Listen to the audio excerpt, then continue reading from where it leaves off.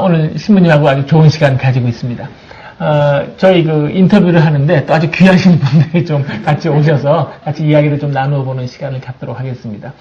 그래서 여러분이 오늘 이제 질문하고 신부님이 대답하는 거 이제 들으시면서 참 나도 이런 점이 좀 궁금하다, 알고 싶었다, 이런 게 있으시면은 한 뭐 3분 정도 좀 질문을 좀 받도록 하겠습니다. 어느 분이 먼저? 예, 먼저 자기 성함하고 신병을 좀 대해주시고.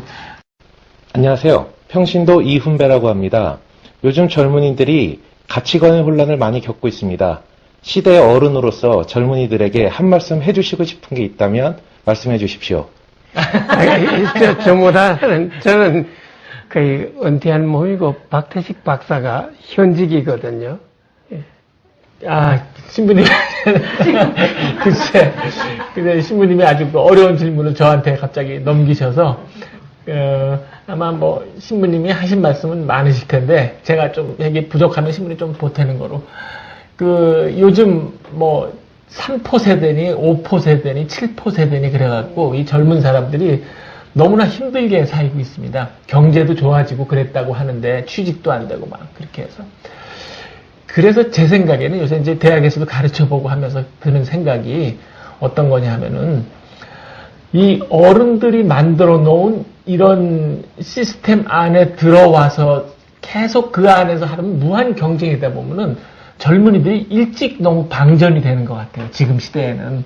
그래갖고 뭐 대기업에 가는 경우 뭐 40대 중반이면은 벌써 은퇴를 해야 되고, 은퇴하고 나면은 벌써 사람이 막 기운이 다 빠져야 되고, 그런 게 너무 잔인한 이제 세상을 만들어준 게 아닌가, 어른들이. 그래서 참 어른들이 반성해야 될 점들이 많다, 그런 생각이 좀 듭니다. 그래서 저는 요즘 젊은이들한테는 꼭 그렇게 구조적으로 만들어진 거기에 들어가서 일하는 것도 뭐 괜찮지만은, 오히려 아주 어릴 때부터 꼭 무슨 뭐 그냥 정규 교육이라든가 이런 거 말고 자기가 원하는 일을 즐기면서 할 수 있게끔 좀 삶의 여유를 다시 찾아주면 어떨까 싶어요. 그렇게 하지 않고 지금 이대로 계속 가다 보면은 이게 젊은 사람들이 살겠습니까? 저는 교회도 마찬가지라고 생각합니다. 교회도 오랫동안 갖고 왔던 교회의 그 시스템이 있잖아요. 구조가 있는데 그 구조에 따라서 맞춰서 살아라. 그러니까 속이 답답하잖아요. 그래서 젊은이들이 그래도 교회 비판도 하고 자기가 할 말도 좀 하고 자기네들이 원하는 걸 좀 할 수 있고 그런 세상이 되면 좋지 않겠나. 그래서 그거는 어른들은 절대로 바꿔주지 못합니다. 젊은이들이 오히려 자신들이 진짜로 원하는 게 무엇인가를 알아서 그쪽으로 프리랜서 같은 거로 해서 자기의 일을 독자적으로 개척을 해나가면 어떨까. 저는 뭐 그런 생각을 평소부터 좀 갖고 있습니다. 하도 요새 일이 잘 안 풀리고 그래서요. 그래서 젊은 사람들한테는 한번 그런 식의 좀 이야기가 필요하지 않겠나 싶은데, 또 뭐 신부님 또 한두 마디만 좀 보태신다면은 뭐 말씀을 좀 할 수 있으시죠?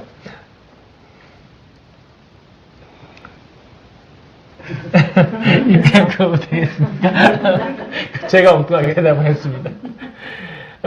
그러면은 또 이제 다음 또 질문. 예. 안녕하세요. 저는 한정희라고 합니다. 신부님께서 교회 미술에 대해서 관심이 많으시고 또 교회 미술에 또 조예가 깊다고 저희가 알고 있는데요. 혹시 그 교회 미술을 보실 때 신부님만이 갖고 계시는 그 감상법을 좀 알고 싶습니다. 그리고 또 교회 미술이 그리스도 신앙인에게 어떤 도움을 줄 수 있는가 알고 싶습니다. 이 사도 바울은 그 3대 덕목으로 믿음, 바람, 그 사랑을 꼽았잖아요.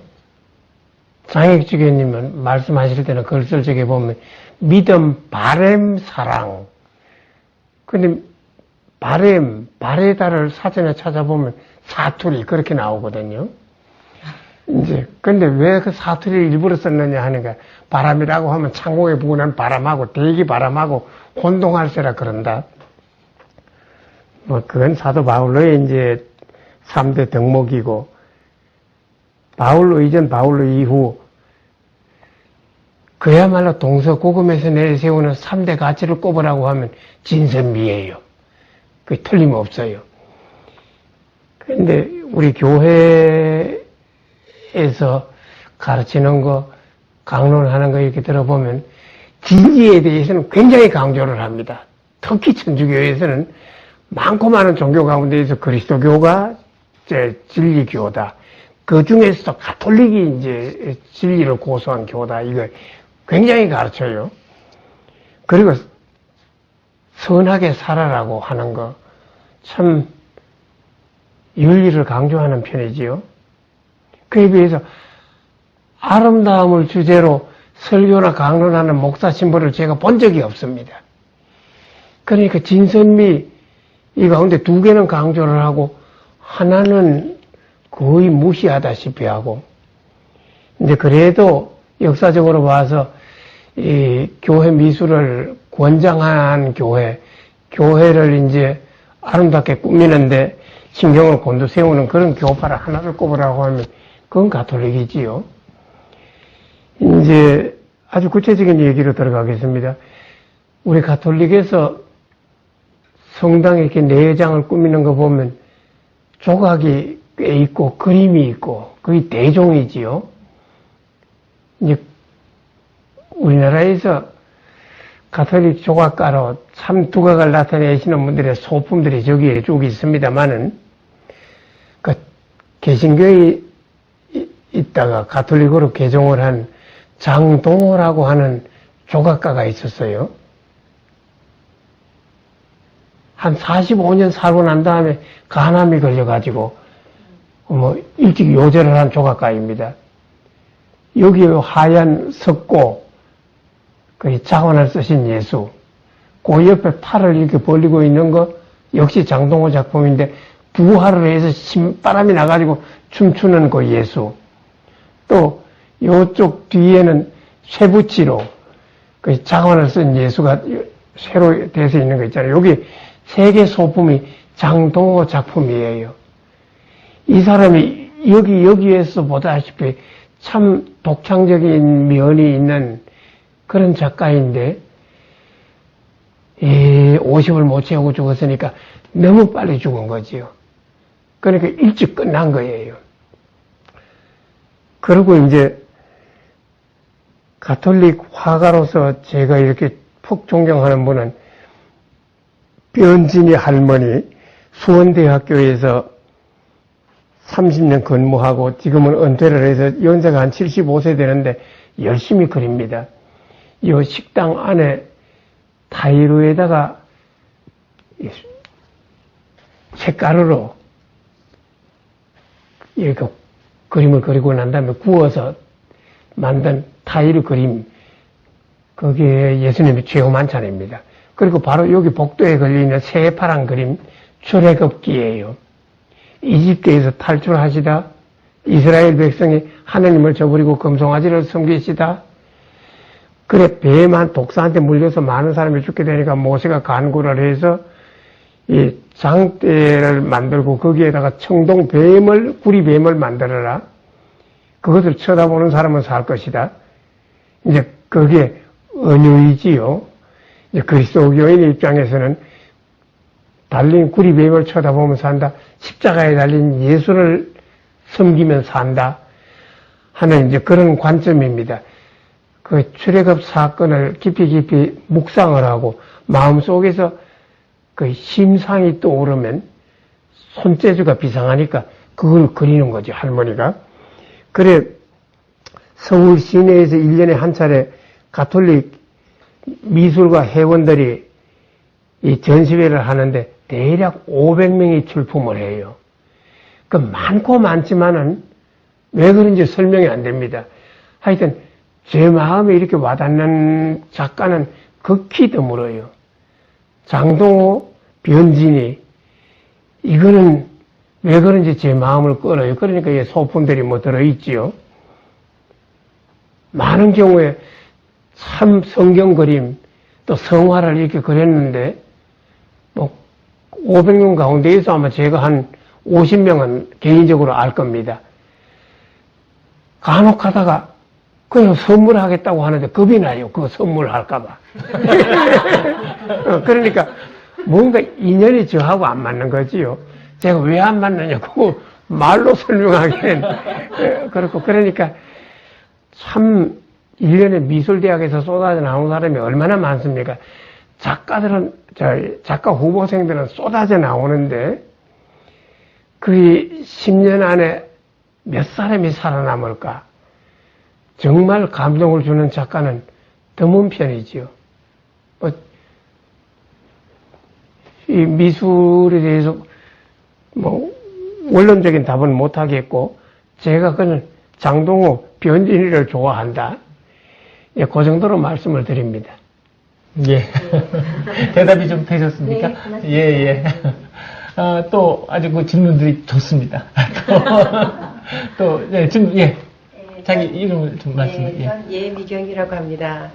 예, 신부님, 저희가 가톨릭에서 신앙생활을 하다 보면 참 궁금한 게 많이 있습니다.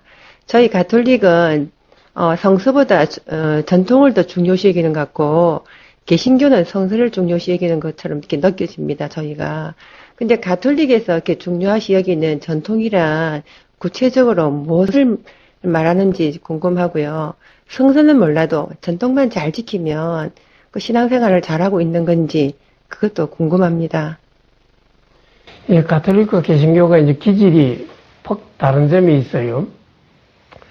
이제 가톨릭은 자꾸 취합하는 습성이 있고 개신교는 선별하는 습성이 있어요. 그 신학도 신신도 그렇습니다. 이제 그 성경과 전통 하면 개신교에서는 성경 yes, 전통 no 그럽니다. 우리는 예수와 마리아, 예수 마리아를 얼마나 입에 담아요? 예수 yes, 마리아 no. 뭐 이런 식으로 개신교에서는 이것이냐 저것이냐 골라잡기를 참 즐깁니다. 영어 한마디 써볼까요? either or, either or 그게 이제 그 개신교 성격이다. 그에 비해서 가톨릭은 이것저것을 다 취합하는 성격이 있습니다. 그래서 이제 그 either or가 아니라 and 이제 그런 식으로 이제 나가는 거지요. 그거 뭐 우리 각자 사람 기질이 다른 것처럼 그 교파, 종파에도 그런 기질이 남아 있어요. 이제 가톨릭 경우에는 2000년 동안 그 역사를 다 수용을 하다 보니까 될 수 있는 대로 수용을 하다 보니까 이게 비대해지지요, 복잡해져요. 그리고 이 숫자가 전 세계 이제 가톨릭 개신교 정교회 본다고 하면 가톨릭이 이제 12억이니까 다른 그리스도교 교파를 다 합친 것보다 훨씬 많습니다. 그러니까 이 나이가 2000년이고 이 교인들 숫자가 12억이고 굉장히 역사가 길고 굉장히 비대한 단체인 거지요. 이 비대할수록 기독력이 많이 떨어집니다. 예, 그거를 이제 가톨릭 경우에는 감안을 해야 돼요. 우리는 이 2000년이라는 연륜에다가 12억이라는 아주 거대한 단체 속에 들어있는 거다. 그러니까 기독력이 굉장히 떨어지는 거지요. 부족한 거를 이제 인정을 하고 들어가면 좋습니다. 가톨릭이 이렇게 역사가 깊고 2000년 역사를 수용하는 입장이고 거기다가 16억이나 되고 이러다 보니까 이 기독력이 떨어질 뿐 아니라 중심이 어디 있느냐. 그 신앙의 중심, 교리의 중심, 성서에서 중심은 또 따로 있거든요.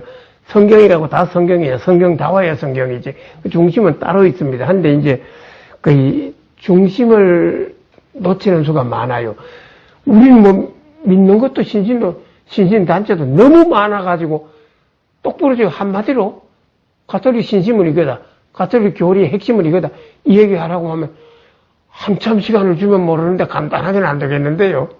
이렇게 나간다고. 그래 이제 참 개신교는 너무 선별만 하지 말고 폭을 좀 넓히고 가톨릭은 그 복잡한 교리 신심 가운데에서 중심은 어디 있는가 핵심을 찾아 나서고 그러는 게 좋겠다. 평소 생각입니다.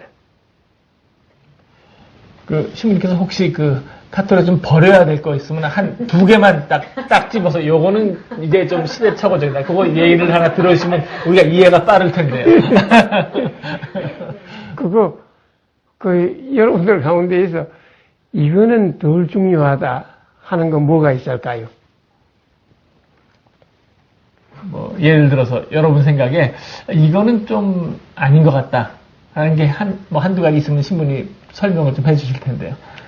저는 전 세계에서 한국에만 성행하는 그 신신단체가 있는데요. 레지오 마리아입니다. 이게 미국은 뭐 제가 잠시 다녀오긴 했지만은 자세한 사정을 잘 몰라요. 온 유럽에 레지오 마리아가 없습니다. 레지오 마리아를 창립한 분이 몇 년 전에 아일랜드에서 돌아가셨어요. 아일랜드의 열심한 교우 할아버지입니다. 거기에 가서 물어보니까 레지오 마리아의 그 본부지요. 이제 아일랜드에 한 팀이 있다는 거예요. 온 아일랜드 국가에서. 그러니까 거기에서 생겨났으니까 목숨은 살아있지만 간당간당 하는 거지요. 이제 유럽이나 이런 데에서는 전혀 먹혀 들어가지를 않고. 그런데 그것이 어떻게 목포를 통해서 한국에 들어와가지고 이렇게 레지오 마리아가 이제 승행한 것처럼 돼서 있는데, 한국 말고는 전 세계에서 그거 안 하고서 참 가톨릭으로서 잘 산다 하니까 거기에 심취하신 분들은 제 말씀 듣고 굉장히 속상할 겁니다. 근데 이제 거기에 가톨릭 유구한 전통도 아니다. 아일랜드에서 생겼다가 한국에서 왕창 성한 상태인데 언제까지 이제 될지는 모르겠다. 여러분들 가운데에서 또 다른 거 뭐 있으면 말씀하세요. 쿠르실리오도 이게 스페인에서 생긴 거지요. 이게 언제까지 성행할지 모르겠어요. 지속적인 성체주의인가 뭐 그런 것도 있고. 예, 그런 것들이 이제 그 시대, 그 장소 또는 그 지역 교회에서는 중요하다고 봐서 받아들였는데, 어디 세계 가톨릭에 먹혀 들어가는 그런 건 아니지요. 이제 그 지역적인 신심이다. 그렇게 보면 맞아요. 제가 드린 말씀, 한국은 세계에서 레지오 마리아가 제일 강하니까 여기에서 레지오 마리아 거의 아주 신심이 돈독한 분들은 거의 기분이 나쁠 겁니다. 그래도 할 수 없어요. 또 한 가지 이제 신심 단체로는 거의 성령 운동이라고 하는 거, 성령 기도회라고 하는 거예요. 언젠가 수초동 성당에서 저 같은 사람을 불러가지고 사도 바울로의 성령관, 그거를 이 얘기 해달라고 해서 톡 깨놓고 말을 했어요. 하여튼, 유대교를 믿을 적에는 안 생기던 현상이 사도 바울로 교회에는, 특별히 고린도 교회에는 성령의 현상이 많이 생기더라. 그런데 성령의 여러 가지 현상 가운데에서도 고린도 교우들은 신령한 언어, 소위 신령한 언어이니까 영언이지요, 줄이면. 그리스 말로는 글로솔랄리아라고 하는 거. 거기에 많이 심취를 했어요. 신앙생활 하면서 생긴 현상이니까 영언이, 신령한 언어가 성령의 작용은 작용이다.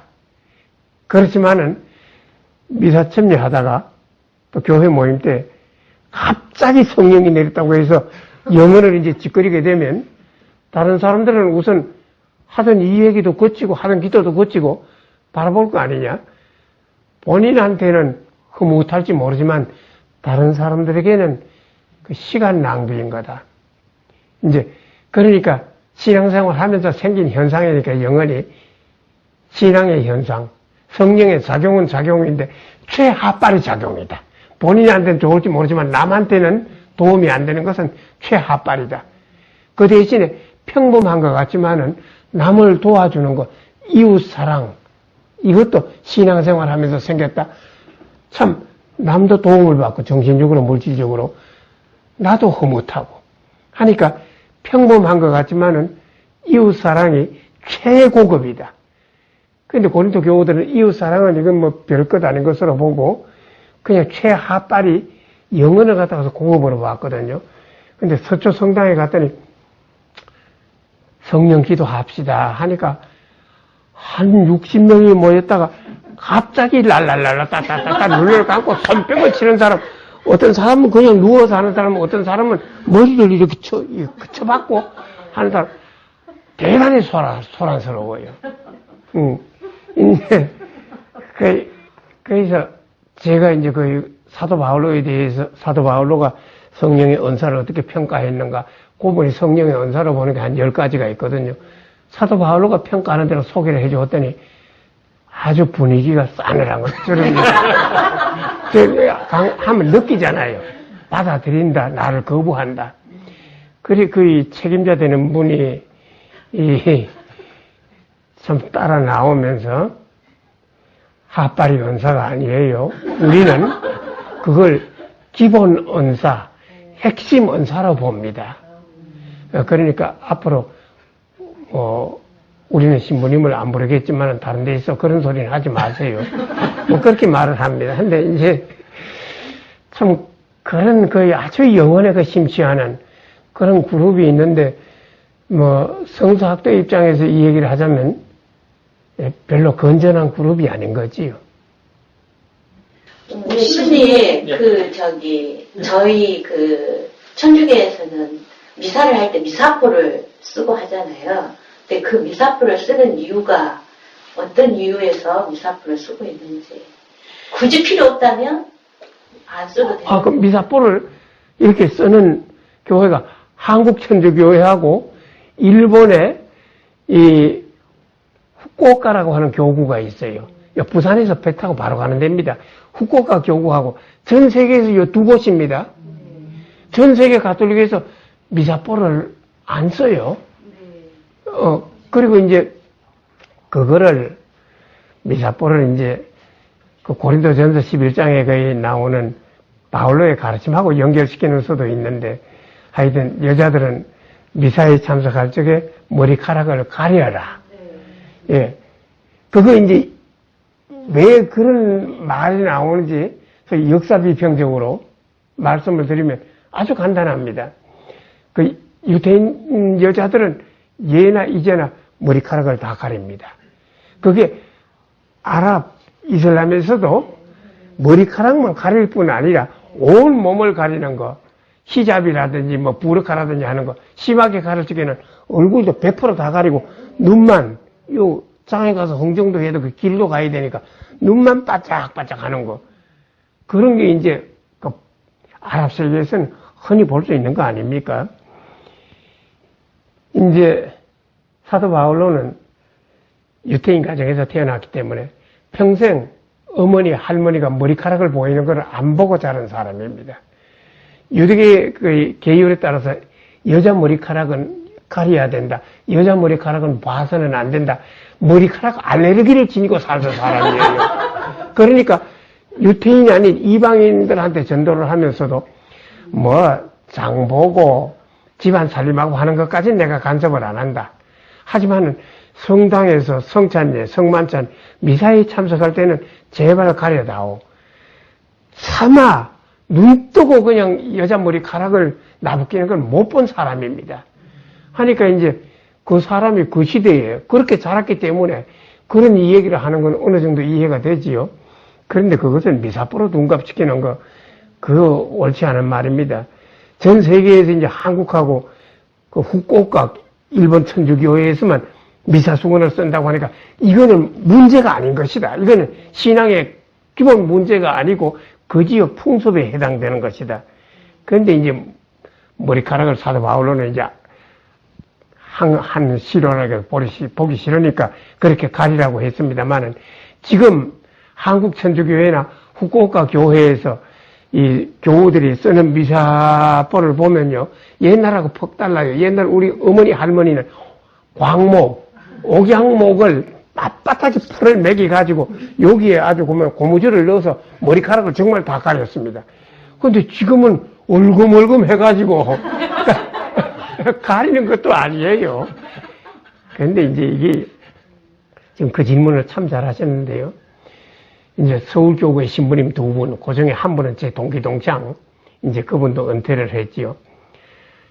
이 서울 시내에서 본당 신부를 뭐 몇십 년 하다 보면 한 5개, 6개 본당으로 5년마다 이동이 되잖아요.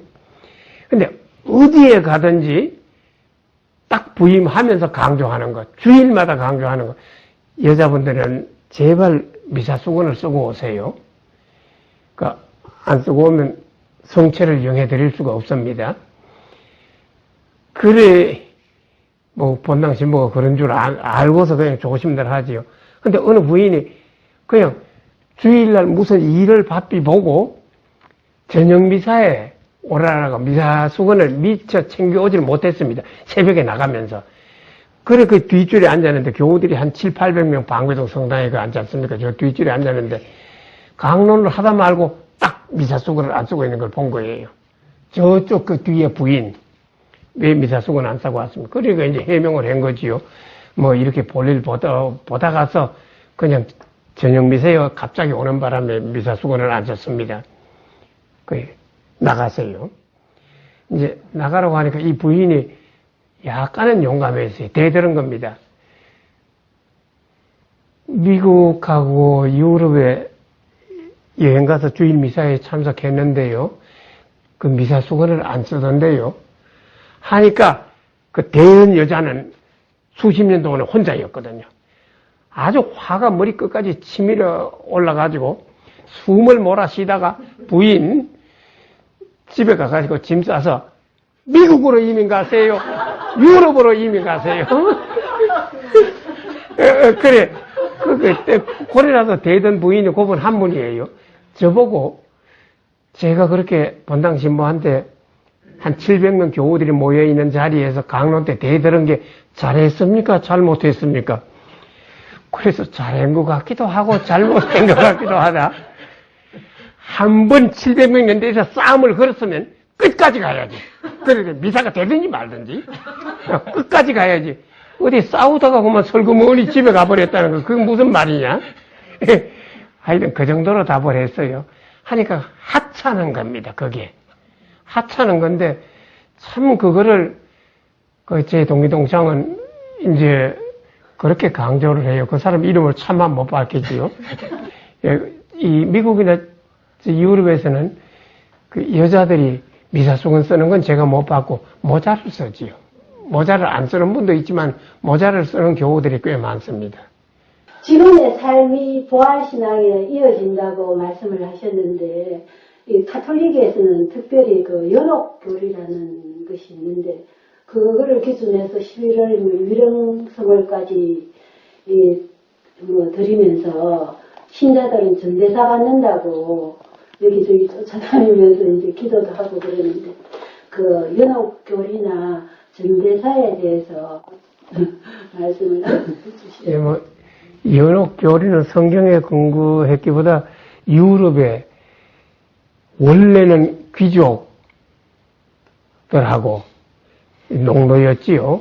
그 중간에는 그 기사가 있었고, 그러니까 기사, 귀족, 그 다음에 임금들 위엔 황제, 그거를 이제 가톨릭에서 그대로 따가지고 와서 뭐 사제들은 대략 기사급이에요. 주교들이 이제 그 귀족들, 소위 그 계급으로 봐가지고서 그 5 귀족 계급이 있지 않습니까? 그 위가 이제 황제, 이제 교황은 이제 그 황제 그쪽으로 이렇게 하고, 이 추기경이 되면 전 세계 그 외교상으로 왕자 대접을 해주어요. 이렇게 예의를 갖출 적에 이제 뭐 그런 식으로 뭐 이렇게 해 온 거지요. 그러니까 그러다가서 이제 산업혁명이 일어나고 뭐 또 산업혁명 이전에 중산층이 생겨나면서 연옥교리가 발전이 되었다. 뭐 그런 소리를 제가 슬쩍 들었습니다. 거기에 대해서 공부한 바가 없고요. 예, 그리고 전대사니 한대사니 그게 이제 500년 전에 교회에서 매우 성행한 거지요. 바티칸 대성당을 지으려고 하는데 교황령 자금 가지고 부족하다. 이태리 자금 가지고 부족하다. 라틴 계통 자금 가지고 부족하다 하니까 온 세계에다가 거의 한대산이 뭐 전대산이 하는 것을 이제 팔아먹었잖아요. 그래 마르틴 루터가 가톨릭 개혁 95개조를 제창을 할 적에 한 가지가 이제 한대사, 전대사 이제 그 문제입니다. 예, 참 그것 때문에 1520년 마르틴 루터를 따르는 북유럽 개신교하고 남유럽 라틴 계통의 이제 가톨릭하고 소위 서유럽이 둘로 쫙 갈라진 비극적인 그 사건 이유 중에 하나가 이제 그거인 거지요. 뭐 그런 말 안 썼으면 좋은데 하도 이게 2000년 전통에 이게 타성이 있어가지고 이거를 그대로 뭐 쓰는 게 있지요. 안동 주교님도 재작년인가 무슨 일을 하면 한대사를 주고 무슨 일을 하면 전대사를 준다 하는데 참 그 날가 빠진 이 얘기지요. 그거 신경 안 쓰면 좋아요. 저는 김성령입니다. 그 요즘 경제 수준이 높아져서 해외여행도 많이 가고 성지순례도 많이 가는데 저희들 그 성지순례를 갈 때 그 가장 중요한 게 무엇이며 또 저희들의 마음가짐과 준비는 어떻게 했으면 좋겠는지 또 그러고 신부님이 저희들이 이제 성지순례를 간다면 우선순위로 저희들에게 추천해 주실 곳은 어딘지. 가톨릭 그 평화신문이나 이 가톨릭 신문이나 거기에 한 주간도 거의 안 빠지고 매주간 이 성지순례 그 안내서가 나와요. 뭐 전부 성지순례입니다. 그러면 성지 아닌 데가 없네. 요 동네 이 골짜기에서 천주교 신자들이 꽤 많이 살다가 잡혀서 죽은 공동묘지가 바로 요 아래 있습니다. 그리고 여기에서 산꼭대기 하나 넘으면 있는 거기를 뭐라고 하지요? 손골 성지. 예. 이 대원군한테 붙잡혀 죽은 9명 신부님들 대부분이 요 산 너머의 그 교우촌에서 우리말을 배우고 전국으로 흩어져 나갔습니다. 그러니까 뭐 성지 아닌 곳이 없네요. 근데 성지라고 하면 첫째 이스라엘입니다. 이스라엘을 제대로 한 바퀴 돌고 나오면 그 성경에 나오는 지명이 떠오르게 돼 있어요. 예수님이 3년 동안 전도하고 참 십자가의 길을 가시고 발현하셨다는 그 현장이 대체로 잘 보존이 돼서 있습니다. 하니까 우리 교우들 경우에 이스라엘 성지를 다녀오게 되면 적어도 복음서를 읽을 적에 생생하게 그 현장이 떠오른다. 그게 큰 장점이지요. 두 번째에는 예수님의 제자 가운데 직제자 12은 별 볼 일이 없고 나중에 제자가 된 사도 바울로의 여행지입니다. 그분이 이 지중해 동부 지역에서 1차, 2차, 3차 전도 여행을 했잖아요.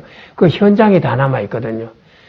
3분지 2는 터키, 3분지 1은 그리스, 나중에 로마가 추가가 되고 하지만 거기에도 안내하는 사람들이 꽤 있어요. 지금 이스탄불에 아예 프란치스코의 한국인 신부님이 한 분 상주를 해서 계시고 그분이 사도 바울로 코스를 걸어서 가는 코스를 지금 만들고 있다고 그럽니다. 산티아고 가는 길처럼. 이제 그러고 어제 하루 우리 집에 와서 점심을 잡수셨는가 아가다라고 하는 그 동정녀가 아주 안내를 잘해요. 그런 분들이 있죠. 그 터키, 터키, 그리스. 그게 가장 중요하고. 추가 질문을 말씀드리자면, 일단은, 조금 전에 신부님께서 말씀하신 것처럼, 지천의 성지라고 볼 수가 있는데요. 정확한 성지 개념부터 조금 아는 것이 좋을 것 같고. 성지 개념 자체가 막연해요. 그게 성지는 이렇다 하는 걸, 뭐를 정의를 해 놓은 게 없어요. 거룩한 땅인데. 그렇다면, 성경 중심으로, 성서 중심으로 성지순례를 한다면 우선순위 한 서너 개를 다시 한번 두 가지는 해주셨어요. 예루살렘하고 바울로 사도 유적지. 그런데 성서 학자시고. 그 구약 성서를 생각한다면 이란을 들어야 되겠지요. 하지만 양쪽은 지금 가기가 거북한 곳이지요. 이란이 구약성서에서 어떤 의미로 그렇게 성지로 중요할까요? 니니베 사람들, 아시리아 군대가 북부 왕국, 이스라엘을 오랫동안 점령을 한 게 있지 않습니까? 그리고 아시리아의 센나케립이라고 하는 사람이 라키시라고 하는 곳을 점령을 해서 초토화했다 하는데, 라키시 성벽에 새겨놓은, 또 라키시 왕벽에, 라키시를 자기네들이 공략하는 그거를 전부 그림으로 그려가지고 가서 니니베 궁전에다가 아시리아 사람들이 다 새겨놨어요. 그 새겨놓은 게 여기 벽 있는 거 한 5배가 될까? 조각으로 다 그 전투 장면을 새겨놓은 게 엄청나요. 거기에 지금 이스라엘에는 없고, 니니베에도 없고, 저희 브리티시 뮤세움, 런던에 있는 대형 박물관에서 가장 중요한 유물입니다. 거기에 가면 이거 5배는 될까 하는 그 유물이 다 있어요. 이제 그 유물을 원래 전시했던 곳은, 본래 전시했던 곳은 니니베 왕궁이지요. 그리고 이제 이스라엘 백성은 아시리아한테 1차로 끌려가고 나중에는 다른 왕국 신바빌로니아에 끌려갔다고 하지 않습니까? 신바빌로니아에 끌려가서 이게 신바빌로니아 성문이 있고 거기에서 대로가 있고 그 대로 사이로 이스라엘 백성을 끌고 갔다. 그 현장은 이 베를린에 있는 페르가몬 박물관에 고스란히 보존이 돼서 있습니다. 참 베를린에 가면 박물관 가장 중요한 거 5개를 한 장소에 모아놓았어요. 그 표도 한꺼번에 사면 싸요. 이제 하나 따로따로 하면 그렇고 그 사가지고서 들어가면 되는 곳이죠. 그리고 왜 네오 바빌로니아한테 그렇게 70년 가까이, 사실 70년은 안 되고 62, 3년 됩니다만 포로 생활을 하다가 페르시아가 네오 바빌로니아를 정복을 하고 난 다음에 이스라엘 백성 63년 동안 죽을 고생했지. 본국으로 돌아가서 성전 재건해도 좋아. 그 왕이 키루스 왕이거든요. 왜 성경에서 고레스라고도 하고 키루스 왕. 그 사람은 그 왕국 무덤이 다 이란에 있는데요. 하니까 참 이락하고 이란에 가면 구약 성서와 관련해서 배울 점이 많은데 이락은 지금 우리가 방문 금지령이 내려져서 있고 이란도 뭐 괜찮다고 봐서 제가 금년 3월에 간다고 추진을 했다가 사람들이 잔뜩 겁을 먹는 바람에 취소를 했어요. 예. 자, 신부님 오랫동안 저희 질문에 대답해 주셔서 감사합니다. 신부님한테 감사의 박수를 치면서